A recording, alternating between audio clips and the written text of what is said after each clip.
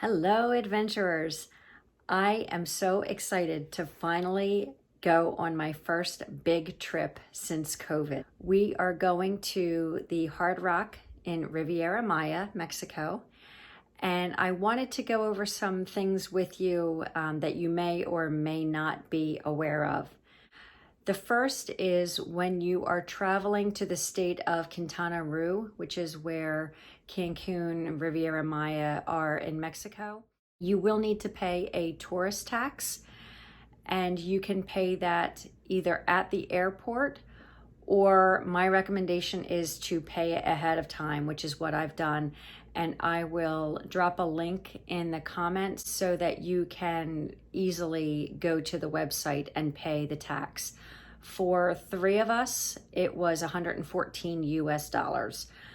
Again, you can pay it at the airport, but I like to be prepared and I like to have all of my documentation ahead of time. And when you pay online, you are given a barcode that you print out and take that with you when you are traveling.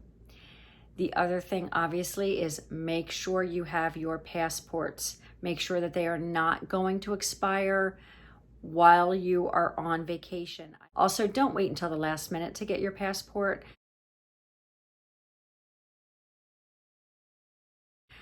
It takes at least 6 to 8 weeks to get a passport.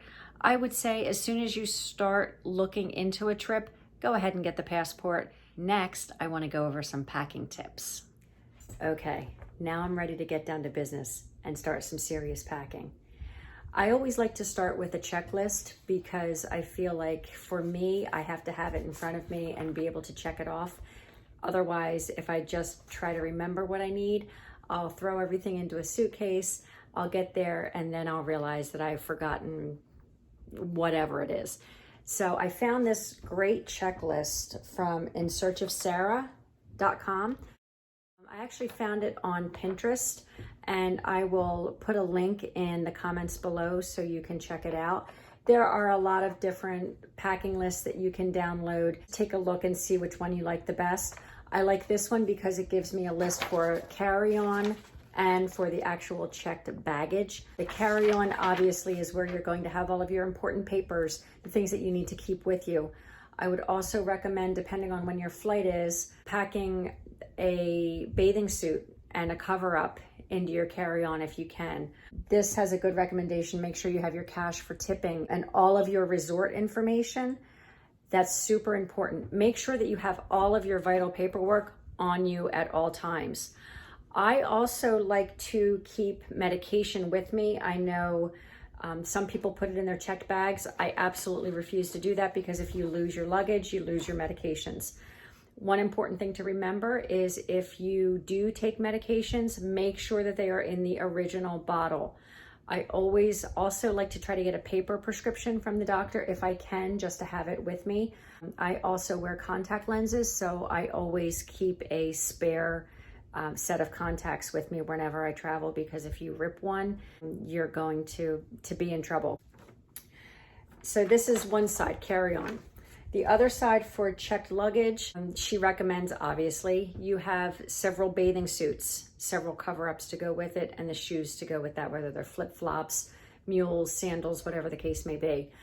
We are going to an all-inclusive, so we are going to basically be in our bathing suits by day, and at night we will be dressing up a little bit more for dinner. I will have several sundresses with me, as well as sandals to keep it light. If you'd like to bring a light sweater, you can, because it may get chilly inside. Don't pack sweatshirts, don't pack jeans. You're not going to use them if you're going to a resort in Mexico or in the Caribbean. But I do have a tendency to get chilly, so I always do bring a light sweater with me that I usually put in my carry-on. Any tank tops, shorts. I would recommend, honestly, no more than 3 or 4 pair of shorts, because by the time you're in your bathing suit all day and you dress up for the evening, there really isn't a lot of extra time that you're going to need your shorts, things like that.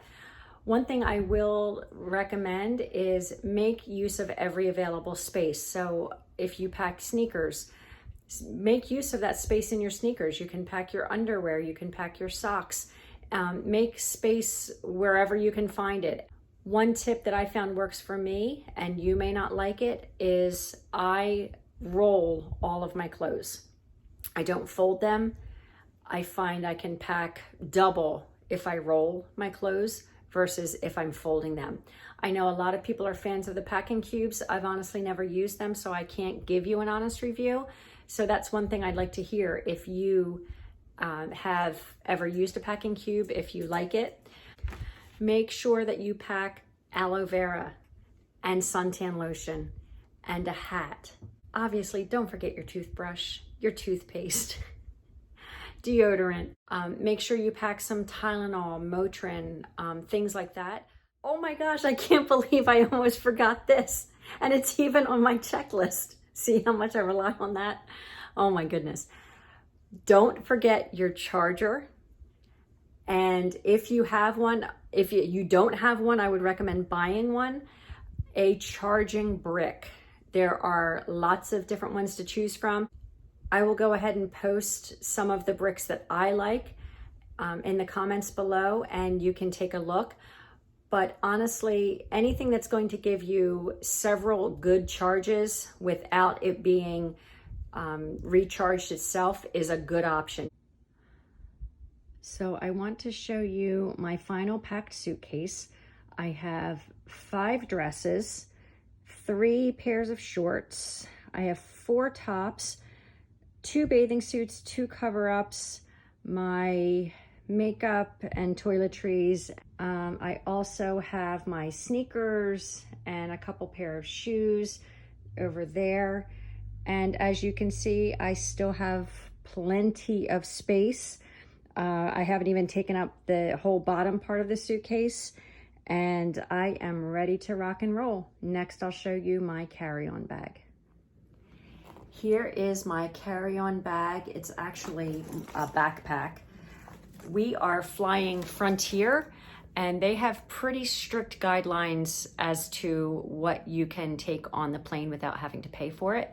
They allow one personal item that is 14 inches by 18 inches by 8 inches. I have measured, I am good. Even with everything in the backpack, I still am under the measurements, so I don't have to pay extra for that personal item. The first thing I have, unfortunately, because we still are in a time where we have to wear masks, I have my mask for the plane. I have my book. I have my glasses, because I always carry my glasses with me in case anything happens with my contacts. I want to make sure that I have my glasses so I can see. I have my medications, Tums, Tylenol, my prescription medications are all in here. I have my passport carrier, which carries, of course, my passport and my COVID vaccination documentation. I also have my AirPods and my extra charger. And last but not least, I have my folder where I have all of my documentation. This is where I have my information for when we park the car, our flight information, our hotel information, anything that's super valuable I keep with me. I have right here in this binder so I can reference it at any time.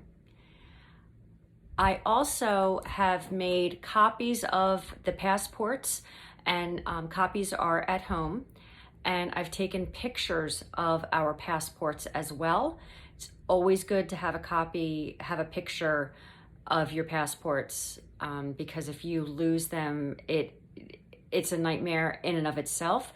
But as long as you have a picture of it and have the copies, at least that will help you a little bit. Just another tip, and this is mainly for when you travel out of the country, I always recommend going to the State Department website, and you can let the State Department know that you are traveling, what your traveling dates are, where you're going to be staying, and what your general itinerary would be. So that's just another little tip for you. You can use it or not use it.